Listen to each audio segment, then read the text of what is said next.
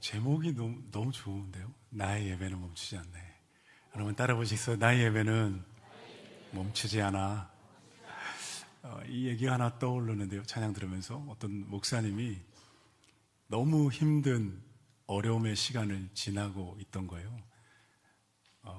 그래서 예배도 안 되고 너무 마음이 가라앉았는데 어느 날 결단하고 의자를 2개 가져왔대요. 의자를 다 앞에 놓고 내가 앉고 이렇게 얘기했대요. 원수 마귀야, 너 여기 앉아. 나는 지금부터 하나님을 예배할 테니 너는 내 예배를 들어라. 할렐루야. 눈물과 고난과 터널 속에서도 예배를 멈추지 않는 저 여러분 되기를 소망합니다. 나를 살리는 예배는 멈추지 않네. 네, 설교는 아니고 그냥 나눔이었습니다. 말씀 시리즈 함께 나누는데요. 주제 찬양 함께 하겠습니다. 지난주 추수감사절 갔다가 또 말씀의 찬양으로 가겠습니다. 내 삶에 들어온 주님의 말씀이 내게 빛이 되시니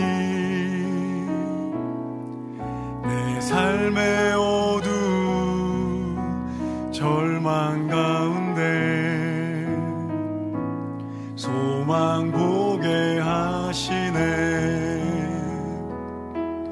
내 삶에 들어온 주님의 말씀이 나를 인도하시니 내 삶의 막막한 문제 가운데 주뜻 보게 하시네. 말씀이 내게 역사하기를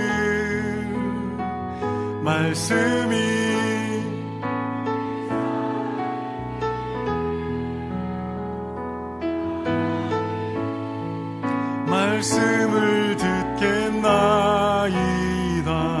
주님의 음성을 듣겠나이다. 말씀이 내게 역사하기를 말씀이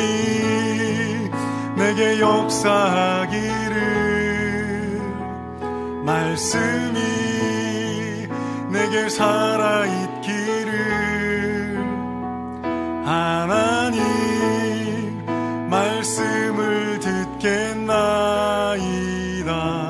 주님의 음성을 듣겠나이다.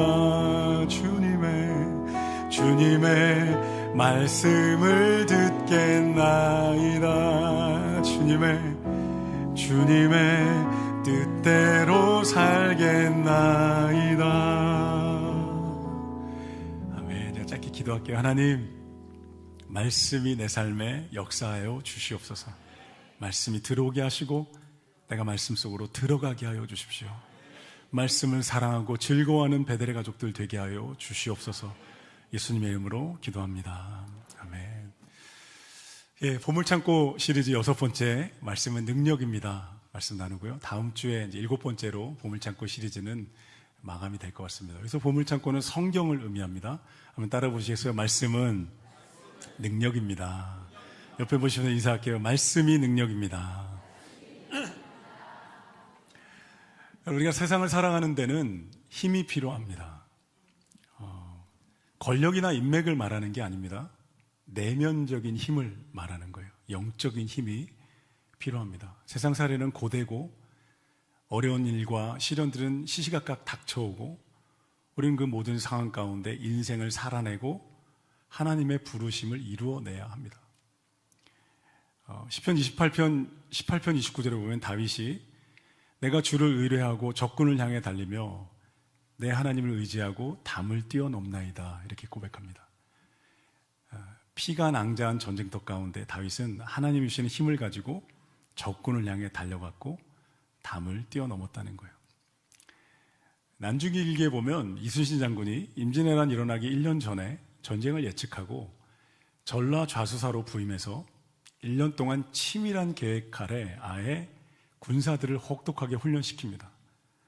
그리고 임진왜란이 딱 벌어졌을 때 23전 23승을 하게 됩니다. 할렐루야. 할렐루야 할 건 아니지만 아무튼 감동적인, 그죠? 너무너무 놀라운 승리의 소식입니다. 이제 왜군들이 육지를 막 치고 올라오는데 이순신 장군의 막 연승 소식이 들리니까 육지에 백성들이 막 용기가 타오른 거예요. 그래서 10만 의병이 일어납니다. 그래서 왜군들을 물리치고 임진의 난을 이기게 되죠. 토요토미 히데요시가요, 왜군 해군들에게 이순신을 만나면 싸우지 말아라, 이런 명령을 내릴 정도로 피해 다녀라, 육지에 집중한다, 이렇게 얘기했다는 거예요. 그만큼 이순신이라는 이름은 공포의 대상이었습니다. 영화 한산에 보면요, 토요토미 히데요시가 이순신 때문에 너무 화가 나서 부하 장수들에게 막 소리치며 화를 내는 장면이 나옵니다. 일본 말인데 그게 들립니다. 희한하게 일본 말로 하는데 우리 귀에 들립니다. 한번 들어보십시오. 토요토미 히데요시가 부하 장군들에게 이렇게 화를 냅니다. 리순신, 리순신, 리순신. 들리죠? 일본어인데 들리죠? 무슨 말인지 알겠죠? 죄송합니다. 여러분, 힘이 필요한 거죠. 이겨야 되잖아요. 근데 힘이 필요하다고 아무 힘이나 가져다 쓰면 안 됩니다. 분별 없이 아무 힘이나 가져다 쓰면 인생 왜곡되고 그리고 망가지고 길을 잃어버립니다. 신천지가 아무리 달콤한 말을 해도 따라갔다가는 가정이 깨지고 인생이 망가져요. 돈이 없다고 대부업체 불법 사채를 쓰면 연이자 20, 30%를 쓰다가 오히려 파산하기도 합니다. 반짝이는 것이 다 금은 아니고요, 달콤한 말이라고 거기에 진짜 인생에 행복이 있는 것도 아닙니다. 하나님 우리에게 가장 안전한 힘의 통로를 하나 주셨는데요, 하나님이 보장하시는 힘의 통로의 이름은 하나님의 말씀인 성경입니다. 여러분, 말씀은요 가장 안전하고 가장 보장된 우리 하나님이 보장하신 능력의 통로입니다. 오늘 본문 말씀에 보면요, 하나님의 말씀이, 한번 보십시오. 12절에 하나님 말씀은 살아있고 활력이 있다고 말합니다. 살아있고 활력이 있다. 하나님 말씀이요. 살아있다는 말은 이제 신약성경 그 헬라어 원어로, 그리스 헬라어 원어를 찾아보면 자오라고 하는데요, 자오는 생명을 가졌다는 뜻이에요. 되게 놀라운 거죠, 여러분. 이 책이잖아요. 이건 종이고 글이잖아요. 그런데 하나님 이렇게 말씀하시고 이 책에 생명이 있다는 거예요. 할렐루야. 유대인들은요, 말은 그 자체로 독립해서 생명이 있다고 믿었어요. 그래서 말이 나가는 순간에 독립적으로 활동력을 가지고 생명의 작용을, 반대 작용도 있죠, 작용을 일으킨다는 거예요. 그래서 구약 성경에 소리라는 히브리어 단어를 찾아보면 콜이라고 하는데요, 이 콜이라는 단어에 소리라는 의미만이 아니라 불꽃이 튀다는 의미가 있어요. 되게 재밌지 않나요? 소리인데 불꽃이 튀는, 내가 말하는 순간에 저기서 불꽃이 튀어서 불이 나거나 스파크가 튀어서 그곳에 어떤 일이 벌어지는 거예요. 내 말이 그렇다는 거예요. 선한 말, 긍정적인 말, 꿈을 꾸는 말을 해야 되고 그 말이 나를 생명으로 이끌어 갑니다. 사람의 말이 그럴진데 하나님의 말씀은 더욱 그렇겠죠. 이사야 55장 11절에 보면 하나님이 이렇게 말씀하세요. 내 입에서 나가는 말은 헛되이 내게로 돌아오지 않고 나의 뜻을 이루며 내가 명하여 보낸 일을 형통하게 하고 이룰 것이다, 이렇게 말씀하십니다. 하나님 말씀은요, 창세기 1장에 보면 세상을 창조하신 말씀이에요. 빛이 있으라니까 빛이 생겨요. 하늘이 생겨라, 해, 달, 별이 동식물이 종류대로 생겨나라 하시니까 생겨나요. 얼마나 놀라운 말씀의 권위이고 능력인지 몰라요. 여러분, 이 말의 능력과 힘을요, 남자들은 군대 가면 경험합니다. 대대장 한 명이 딱 단위에 서서요, 수백 명의 군사들 앞에서, 군인들 앞에서 엎드려 뻗쳐하면 엎드립니다. 좌양 앞으로 가면 다 좌양 앞으로 갑니다. 뒤돌아 하면 다 뒤도입니다. 말의 권세를 경험하게 되는 거죠. 말씀 안에 생명이 있다는 거예요. 아멘. 한번 따라 보시죠. 말씀 안에 생명력이 있습니다. 또 말씀은 살아있고 활력이 있다고 기록되어 있는데요, 12절 보시면 활력, 이 활력이 예전 성경 번역으로 운동력이라고 되어 있어요. 운동한다는 거예요. 되게 신기한 표현이죠, 이 책이요. 운동력이 있다는 거예요. 이것도 이제 그리스 신약 언어를 찾아보면 에네르게스라고 하는데요. 에네르게스는 유능하다, 유효하다, 강력하다는 거예요. 그러니까 사람에게 쓰는 단어인데요. 성경이 유능하고 강력하다는 거예요. 이 에네르게스가 영어 에너지의 어원이 됩니다. 힘이 있다는 거예요. 그러니까 지금 이 12절 말씀 보면 이 성경은 죽은 책이 아니라 인격으로 마치 살아있는 생명체처럼 말씀합니다. 에너지가 있다는 거예요. 한번 따라 보시겠어요? 에네르게스. 에네르게스. 말씀은 에네르게스입니다. 우리 이렇게 시중에 에너지 드링크가 많이 나와 있잖아요. 그거 먹으면 힘이 나잖아요. 실제로 힘이 좀 납니다. 8, 90년대 유행했던 에너지 드링크 여러분 기억하시나요? 어르신들? 이덕화 배우가 나와서 사랑과 정열을 그대에게 로얄티 이렇게 됩니다. 그 다음에 2000년대 접어들어서 우루사가 에너지 드링크가 됐죠. 간 때문이야. 차두리 선수가 간 때문이야. 비로는 간 때문이야. 우루사입니다. 이제 2020년대는 소녀시대 유나가 나와서 비타 500을 선전합니다. 더 앞서라고 말하기보다는 더 잘하라고 말하기보다 더 성공하고 더 버티라는 말 대신에 나의 굿럭 에너지 비타 500 이렇게 됩니다. 네. 뭐 이렇게 카페인 고카페인 음료 같은 거 먹으면 밤을 진짜 셉니다. 그 각성되세요. 나한테 없는 에너지가 밖으로부터 들어오는 거죠. 하나님이 우리에게 주신 최고의 에너지 드링크는 성경인 줄로 믿습니다. 성경은 에네르게스입니다. 유능하고 생명이 있고 유효하며 강력합니다. 이 말씀이 내 안에 들어오면 어떤 일이 벌어지는가? 이제 12절 그 중반부에 나옵니다. 한번 읽어보실게요. 좌우에 다 같이 시작. 좌우에 날선 어떤 검보다도 예리하여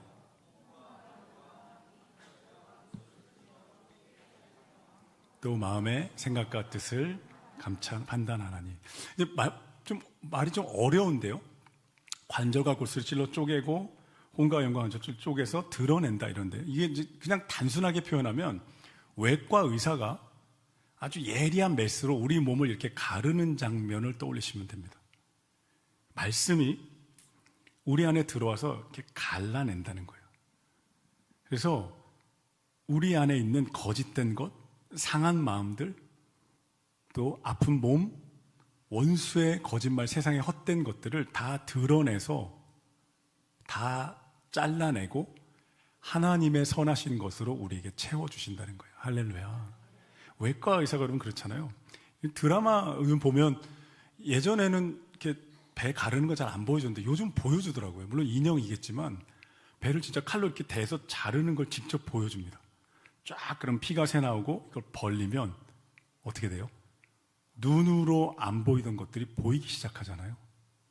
딱딱하게 암으로 굳은 덩어리, 병들어 막힌 혈관, 뭐 찢어진 연골, 또 기능을 잃은 간 이런 것들이 보입니다. 의사는 그것을 보며 염증을 도려내고 혈관을 연결시켜주고 끊어진 것 뚫어주고 필요하면 새로운 장기를 넣어줍니다. 이것이 하나님의 말씀이 우리 안에 들어와서 작동하는 정확한 원리입니다. 말씀이 내 안에 들어오면요, 나를 갈라내고 내 안에 하나님으로부터 오지 않은 것들 다 드러내는 거예요. 잘라내는 거예요. 그 죄든 상처이든 거짓된 욕망이든 원수의 거짓말이든 세상에 수많은 것들이 내 안에 있는데요, 잘라내고 하나님의 선하신 것으로 우리를 채워줍니다. 너무 놀랍죠. 예전 교회에 한 아들이, 아빠가 신장이 너무 안 좋아서 아들이 신장 이식 수술을 한 걸 본 적이 있어요. 온 교회가 함께 기도했는데요. 어떻게 그런 일이 가능할까요? 병원 가면 아빠랑 아들이 침대에 누워요. 둘 다 마취시키고 동시에 배를 가릅니다.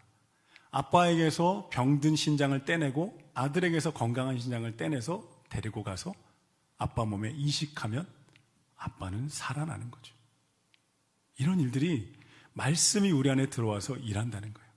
오염된 생각, 정말 어찌할 바 모르는 상처들, 정말 상황을 보면서 너무나 두렵고 아픈 마음들이 하나님이 주시지 않은 원수가 내게 심어둔 생각과 감정들을 말씀이 들어오면 다 드러내서 살아 움직여서 하나님의 선하심으로 우리를 채워주는 줄로 믿습니다. 미국의 유명한 심리학자인 윌리엄 제임스가요, 27살이 되었을 때 신경쇠약증에 걸려요. 정상적인 생활이 불가능해서 정신병원에 입원합니다. 갇히는 순간에 두려움과 공포에 사로잡혀요. 이러다 죽겠구나. 그 낙심과 공포 때문에 병이 더 악화됩니다. 죽을 것 같은 거예요. 그런데 그가 어느 날 자기의 어릴 적 배웠던 신앙을 떠올렸고 나를 도와줄 분이 하나님밖에 없다는 말을 듣고 성경을 읽기 시작했어요. 성경을 읽어가다가 요한복음 11장 25절 26절 앞에 섭니다. 예수께서 가라사대 나는 부활이요 생명이 나를 믿는 자는 죽어도 살겠고 무릇 살아서 나를 믿는 자는 영원히 죽지 아니하리니 너는 이것을 믿느냐. 윌리엄 제임스가 이 말씀을 읽고 호흡을 하듯이 또 읽고 음식을 먹듯이 또 읽고 반복해서 읽으며 외웠어요. 그리고 그는 천천히 정신병에서 해방되어 고침을 받았습니다. 윌리엄 제임스가 그 시절을 회고하면서 이렇게 말했어요. 내가 만약 성경 말씀을 외우지 않았더라면 나는 완전히 미치광이가 돼서 그 병원에서 생을 마감했을지 모릅니다. 그는 젊은 시절에 자신의 그 아픈 기억들을 책으로 써서 미국의 유명한 심리학자가 됩니다. 하나님 말씀 안에 생명이 있고 하나님 말씀 안에 에너지가 있고 유능하고 강력한 역할을 한다는 거예요. 할렐루야. 여러분, 제가 잠깐 고3들에게 3분만 설교하겠습니다. 고3들 잘 들어요. 여러분 미래는 수능에 달려있는 게 아니에요. 하나님이 여러분 지으셨고 여러분 인생을 인도하십니다. 고3들 아멘. 10명 다 아멘. 아멘. 그게 아멘. 수능이 여러분 미래가 아니에요. 세상이 여러분의 학벌이나 이런 걸로 여러분 인생 가치를 결정짓는 게 아니에요. 하나님이 여러분을 하나님의 자녀로 형상으로 지으셨고 하나님이 여러분의 인생을 책임진다고. 그 믿음으로 사는 거예요. 그럼 하나님이 들어 쓰실 줄로 믿습니다. 고3들 아멘. 큰 소리로 해. 아멘. 아멘. 그냥 문 하나인 거예요. 힘들고 어렵지만 문 열고 또 다른 미래로 가는 거예요. 반드시 하나님이 선한 길로 인도하실 거예요. 아멘. 자, 다시 여러분께 사단의 거짓말을 말씀으로 싸우셨던 분이 예수님이죠. 예수님이 40일 금식하시고 배가 고프셨을 때 사단이 원수가 와요. 그리고 시험합니다. 돌로 떡을 만들어라. 기적을 일으켜서 사람들 모으라는 거죠. 성전에서 뛰어내려라. 센세이션을 일으켜라. 그리고 나에게 경배하면 세상의 권세를 다 주겠다. 예수님이 그 원수 마귀를 어떻게 물리쳐요? 다 말씀으로 이기세요. 기록되었으되 사람이 떡으로만 사는 것이 아니라 기록되었으되 주 너의 하나님을 시험하지 말라. 기록되었으되 주 너의 하나님만을 경배하라. 말씀으로 이기셨어요. 여러분 거짓이 들려올 때요. 우리가 사는 세상은요 거짓이 가득한 세상입니다. 그냥 온통 세상에 막 뛰어난 정보다 유능하다 성공의 비결이다 이것이다 라고 뭐 수많은 정보들이 막 손에 잡힐 듯이 떠돌아다니는 세상이죠. 그런데 거짓을 어떻게 분별할까요? 진리가 내 안에 있으면 거짓을 분별합니다. 아멘? 따라해 보시겠어요? 진리가 내 안에 있으면 거짓을 분별합니다. 내 안에 진리가 없고 하나님을 알지 못하는 사람들은요 거짓을 분별하지 못해요. 그럼 어떻게 되느냐? 다 맞다는 거예요. 세상을 보면서 저 말도 맞네, 이 말도 맞네, 저것도 괜찮네, 다 괜찮은 거예요. 분별이 안 되니까요. 그렇게 사는 게 인생이지라고 생각합니다. 그런데 분별 못하고 있는 거죠. 여러분 상상해 보세요. 어떻게 다 맞아요. 힌두교는 모든 것이 신이랍니다. 불교는 내가 신이랍니다. 통일교는 문선명이 재림주랍니다. 무신론자는 신이 없대요. 성경은 예수 그리스도의 십자가만이 구원이라고 합니다. 어떻게 다 맞아요? 다 상충되는데 하나도 맞지가 않는데 어떻게 다 맞아요? 무언가는 거짓이고 무언가는 진리인 거죠. 진리를 아는 사람만이 거짓을 구별합니다. 아멘. 십자가의 복음, 십자가의 사랑을 깨달은 사람은요 세상이 보입니다. 여러분 보인다고요. 세상을 이렇게 보면요 하나님을 알고 복음을 아는 사람은요 세상이 분별이 돼요. 안개가 아무리 많이 끼고 악한 장들이 큰 소리 떵떵 치고 수많은 빌딩이 올라가도 세상이 보입니다. 인생의 본질이 꿰뚫어져 보입니다. 왜요? 진리가 우리를 자유케 하니까요. 진리가 나로 눈뜨게 하니까요. 진리가 나를 살아있게 하고 꿈꾸게 하기 때문에 그렇습니다. 제가 올 초에 데이비스 완슨의 하나님의 눈으로 나를 찾다라는 책을 읽고 데이비스 완슨이 성경의 진리를 3가지로 요약했어요. 그 책에. 제가 그걸 외웠습니다. 성경을 3가지 너무 좋은 거예요. 3가지가 이겁니다. 첫째, 나는 하나님의 사랑받는 자다. 둘째, 내 삶에는 목적이 있다. 셋째, 예수님이 죽음을 이기셨다. 성경 요약한 것 같은가요? 한번 따라 보시겠어요? 나는 하나님의 사랑받는 자입니다. 내 삶에는 목적이 있습니다. 예수님이 죽음을 이기셨습니다. 여러분, 이 진리를 외우고 다니면요, 세상이 보인다고요. 세상에 거짓들이 분별돼. 아, 저건 아니구나. 아무리 달콤하고 화려해 보여도 아니구나. 저건 진리가 아니야. 내 인생을 축복하지 못해. 그리고 진리 안에 거하면요, 내면에 힘이 생깁니다. 왜냐하면 거짓에 끌려다니지 않는 거예요. 끌려다니는 인생이 얼마나 고달파요. 노예잖아요. 근데 풀려나는 순간에 자유케 됩니다. 예수님을 보십시오. 말씀으로 사람들을 치유하세요. 나사로야, 나오너라. 중풍병자야, 일어나라. 나병 환자야, 치유받아라. 백부장의 딸이 지금 이 순간 나음을 입었다. 혈루병 여인아, 너의 믿음이 너를 구원하였다. 할렐루야. 말씀으로 치유하시는 거예요. 시편 119편에 보면 다윗은 이 말씀의 힘과 능력을 너무너무 많이 경험하고 누렸어요.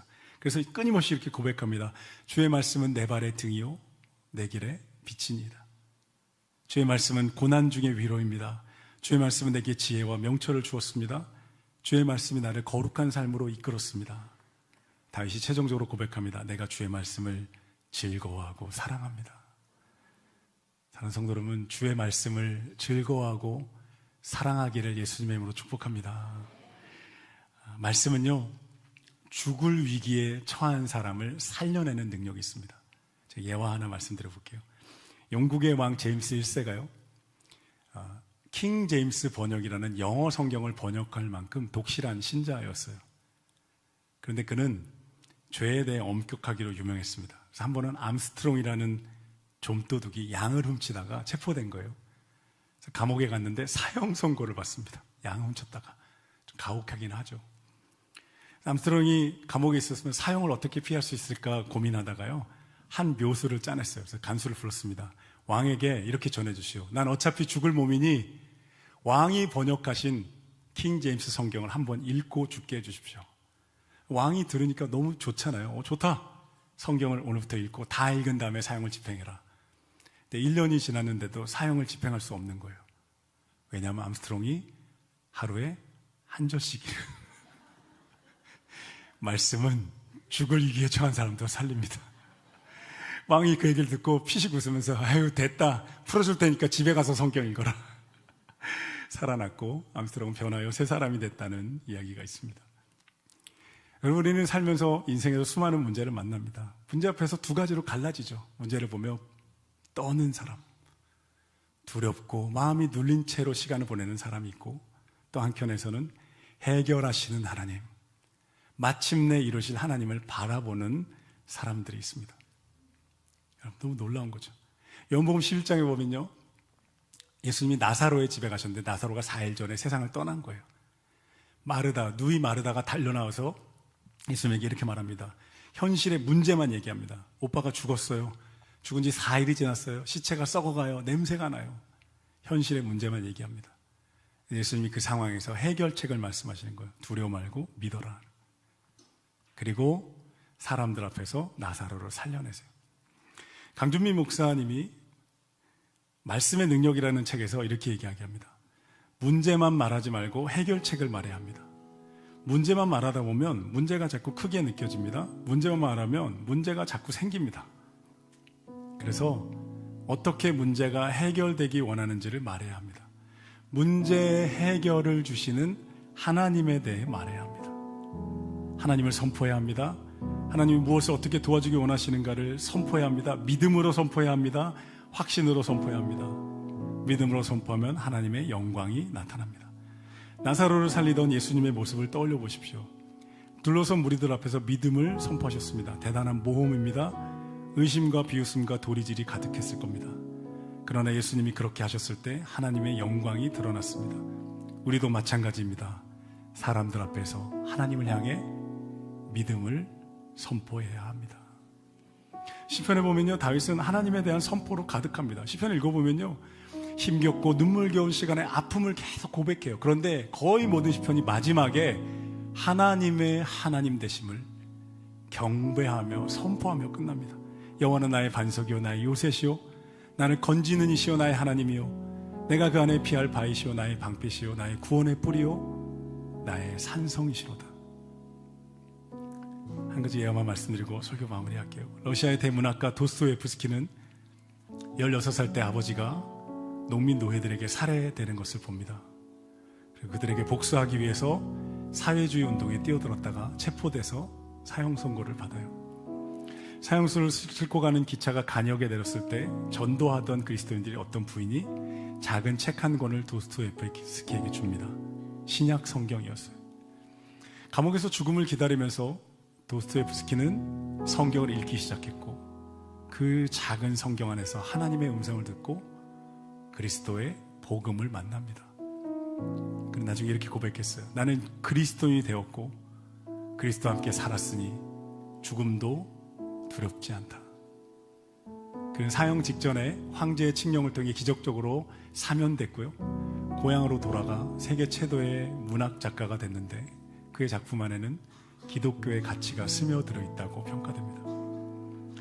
사랑하는 성도 여러분, 성경은 살아 움직입니다. 따라해보시죠. 성경은 에네르게스입니다. 생명력이 있다는 거예요. 이게 죽은 책이 아니라는 거예요. 이것을 펴서 사랑하고 읽고 묵상하면 이 생명이 누구의 생명이에요? 하나님의 생명이에요. 세상을 창조하고 죽은 자를 살린 하나님의 생명이 내 안에 스며 들어오기 시작합니다. 유능하고 유효하고 강력하게 내 안에 살아 역사하기 시작합니다. 말씀을 사랑하고 말씀의 힘을 누리는 우리 모든 베들레 가족들 되시기를 예수님 이름으로 축복합니다. 기도하겠습니다. 하나님, 말씀의 능력을 우리에게 주셔서 감사합니다. 기록된 말씀 힘이 있어서 죽은 자를 살리고 연약한 자를 일으키고 인생을 회복하여 하나님 나라를 꾸게 하시니 감사합니다. 하나님, 말씀을 사랑하고 말씀을 즐거워하는 모든 베들레 가족들 되게 하여 주시옵소서. 말씀을 펼칠 때 말씀이 살아 역사하게 하여 주옵소서. 예수님의 이름으로 기도합니다.